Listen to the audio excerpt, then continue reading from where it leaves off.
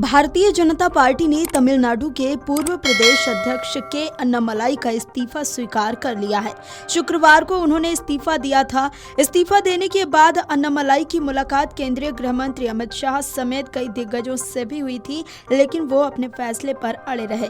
BJP के राष्ट्रीय अध्यक्ष नितिन नवीन ने आधिकारिक तौर पर अन्नामलाई के इस्तीफे को मंजूरी दे दी है। इस पर बीजेपी की तरफ से एक प्रेस रिलीज भी जारी हुई, जिसमें अन्नामलाई पर बड़ी बात कही गई है। आगे की रिपोर्ट में हम आपको बताएंगे कि प्रेस रिलीज में भाजपा ने क्या कुछ कहा है, लेकिन उससे पहले ये जान लीजिए कि पार्टी से अलग होते ही अन्नामलाई ने क्या कुछ कहा और वो आगे क्या करने वाले हैं। भारतीय जनता पार्टी छोड़ने के बाद राज्य इकाई के पूर्व अध्यक्ष के अन्नामलाई ने खुद अपनी नई पार्टी बनाने का ऐलान कर दिया है। चेन्नई में आयोजित एक अहम प्रेस कॉन्फ्रेंस में उन्होंने अपने इस्तीफे की वजहों पर खुलकर बात की और राज्य में एक नया राजनीतिक आंदोलन शुरू करने का बड़ा ऐलान किया है।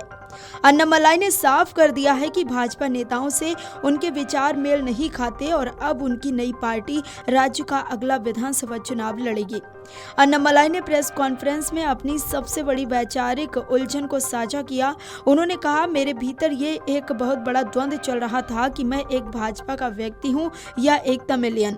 उन्होंने खुलासा किया कि वो पिछले साल ही पार्टी छोड़ने का मन बना चुके थे।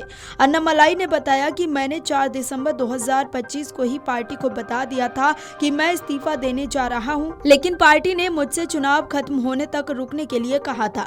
2 जून को भाजपा के राष्ट्रीय अध्यक्ष नितिन नवीन को लिखे अपने इस्तीफे के पत्र में अन्नामलाई ने अपनी स्थिति स्पष्ट कर दी थी। उन्होंने अपने पत्र में लिखा, तमिलनाडु में विकासोन्मुखी और सांस्कृतिक रूप से मजबूत राजनीति आगे ले जाने को लेकर मेरे जो विचार हैं, उन्हें लेकर मैं शीर्ष नेतृत्व पर अब और बोझ नहीं डालना चाहता हूं। प्रेस वार्ता में भी उन्होंने दोहराया कि वो पार्टी पर बोझ नहीं बनना चाहते थे, इसलिए अलग होने का फैसला लिया है। भाजपा से अपनी राहें पूरी तरह अलग करने के बाद अन्नामलाई ने अपने भविष्य के राजनीतिक ब्लूप्रिंट का भी खुलासा किया। उन्होंने कहा, आज हम एक आंदोलन शुरू करने जा रहे हैं। हमारी राजनीतिक पार्टी तमिलनाडु में अगला विधानसभा चुनाव लड़ेगी। अन्नामलाई ने स्पष्ट किया कि राज्य में अब एक नई और स्वतंत्र राजनीतिक सोच की जरूरत है, जो पुरानी गठबंधन राजनीति से अलग हो। अपनी खुद की राजनीतिक जमीन तैयार करने को लेकर अन्नामलाई कितने प्रतिबद्ध हैं, इसका अंदाजा इसी बात से लगाया जा सकता है कि उन्होंने सुपरस्टार रजनीकांत का राजनीतिक प्रस्ताव भी ठुकरा दिया है। अन्नामलाई ने बताया कि रजनीकांत जी ने मुझसे उनके साथ जुड़ने का अनुरोध किया था, लेकिन मैंने विनम्रता पूर्वक उसे अस्वीकार करते हुए अपना खुद का राजनीतिक आंदोलन शुरू करने का फैसला किया है।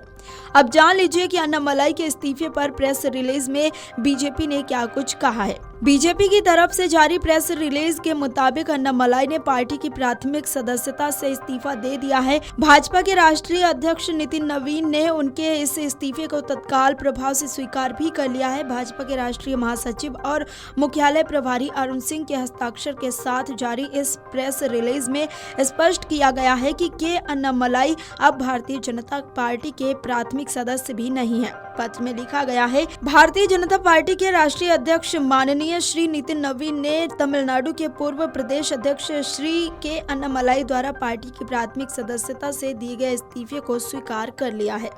Video desk amarujala.com।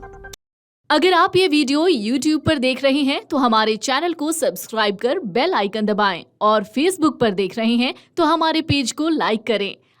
अगर आप ये वीडियो YouTube पर देख रहे हैं तो हमारे चैनल को सब्सक्राइब कर बेल आइकन दबाएं और Facebook पर देख रहे हैं तो हमारे पेज को लाइक करें।